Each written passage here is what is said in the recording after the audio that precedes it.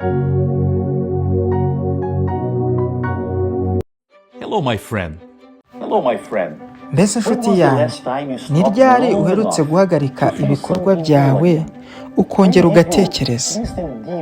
Ni ryari wigeze wemerera kumva umutima wawe muri iyi si irimo urusaku rwinshi?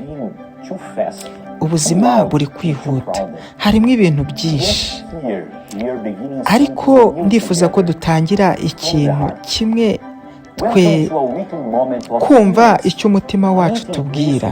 Iki cyumweru ndifuza yuko kiba icyumweru cyo kongera kwitekerezaho, tugatekereza, tukibuka icyo turi cyo muri Kristo. Niyo mpamvu tuzareba muri rusange bimwe mu byo Imana yagiye ikorera itorero ry'Abadivantisite ku isi yose.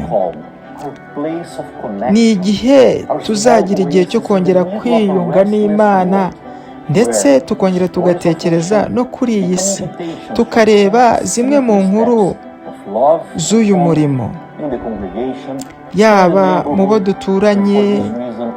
Niyo mpamvu mbatumiye kugira ngo tuzabane ndetse twinjire muri uru rugendo rwo kumva icyo umutima utubwira, dushyira mu bikorwa, ndetse kwemera yuko twiteguye kugira ngo dukore uyu murimo, ndetse bikaba ubuzima bwacu bwa buri munsi.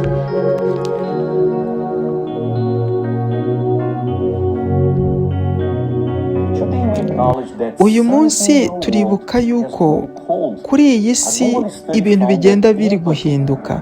Ubushakashatsi bwakozwe bwerekanye yuko abantu batakaje icyizere cyo kwitabwaho bigeze kuri 48%. Ubundi bushakashatsi bwakozwe bwerekanye yuko 61% by'abantu bagabanuye icyizere abantu babagiriraga. Ubundi bushakashatsi bwerekanye yuko mu gihe cya COVID-19 batakarije icyizere bagenzi babo. Ese iyo ni imibare yerekana yuko hari intabaza yuko abatuzengurutse badakeneye ibyo tubakorera, ahubwo bakeneye ko tubaba hafi. Niyo mpamvu ari cyo gihe cyiza cy'ubutumwa. Bibiliya itubwira yuko muzamenya ukuri, kandi ukuri niko kuzababatura. Ukuri, igihe dufashe igitabo mu ntoki zacu, ntidukwiriye kwibagirwa imiryango y'abandi bantu.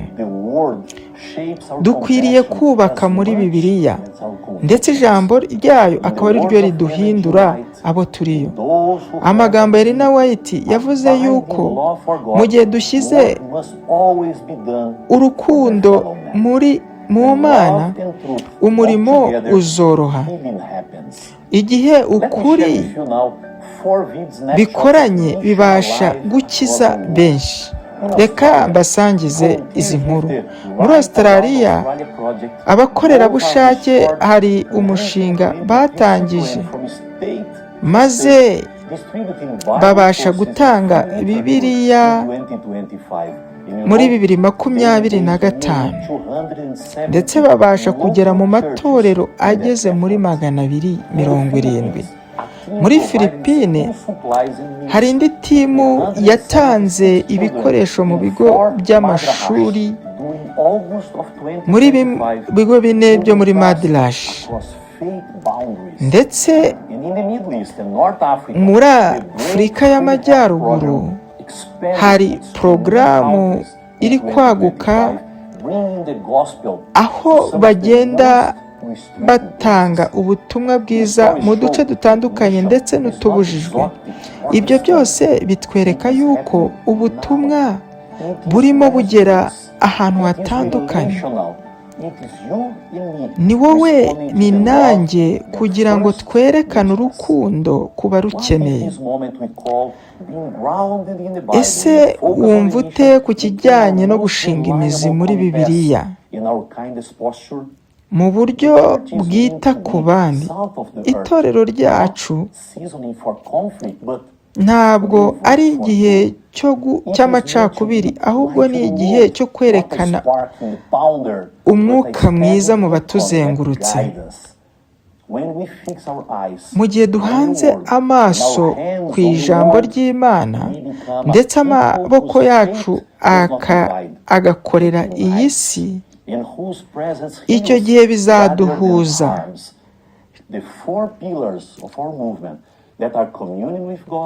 Bimwe mu byaduhuje hari ukugira ubumwe muri Kristo, kugira ubumwe hagati yacu, ndetse no gukora icyo twahamagariwe tukabigira umuco wacu.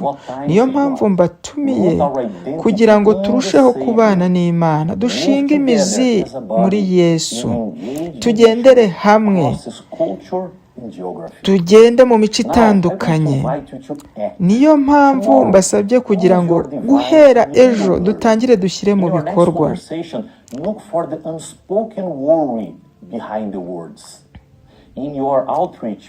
Aho uzajya hose, aho uzakora hose, bajye bakubona. Mu itorero ryacu dukore aho abantu bashobora gukirira.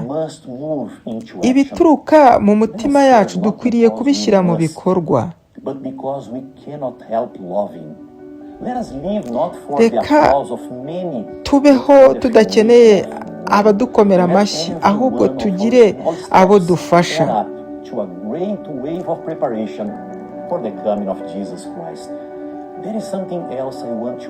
Nta kindi nifuza kubasaba, ni ukugira ngo tubashe kumva imitima yacu. Mbese muriteguye?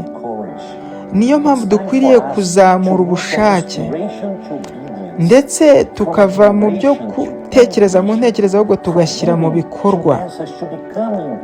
Ndetse ubutumwa nibwo buzagira agaciro. Niyo mpamvu mbabwiye kugira twese duhurire hamwe mu ntambwe imwe, kugira ngo twereke urukundo ku badukeneye.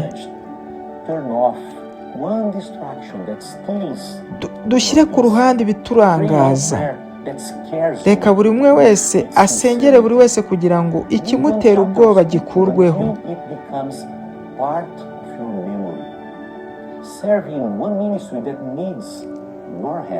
Ndetse kugira dukore buri kintu cyose dukeneye ubushake bwa buri wese. Niyo mpamvu Imana nidusaba dukwiriye kwitaba ati yego turi hano.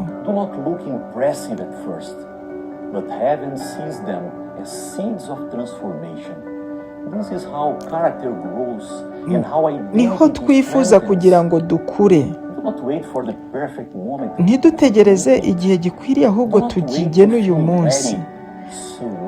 Ntutekereze kuba igihe waba witeguye, ahubwo itange. Ntutekereze abandi, ahubwo tangira ukurikije icyo umutima wawe ukubwire.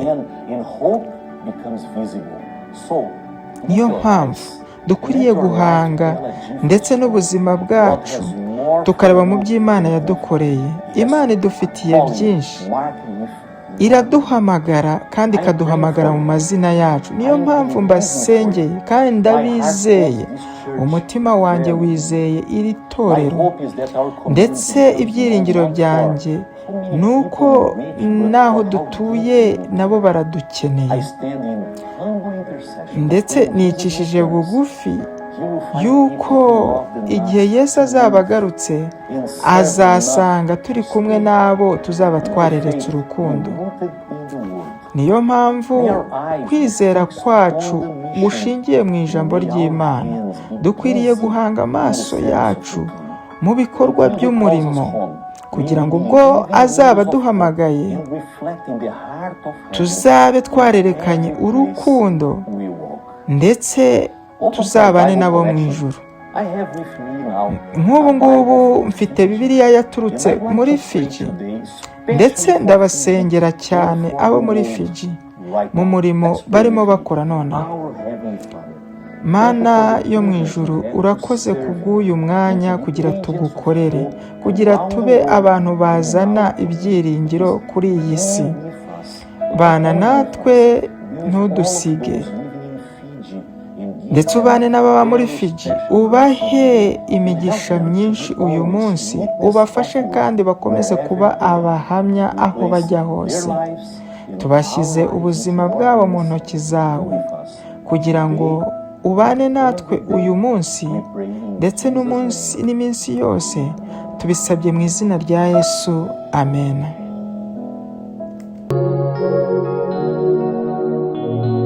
Kwiringira TV, ubutumwa bwiza kuri benshi, gukizwa kwa benshi. Matayo 24:14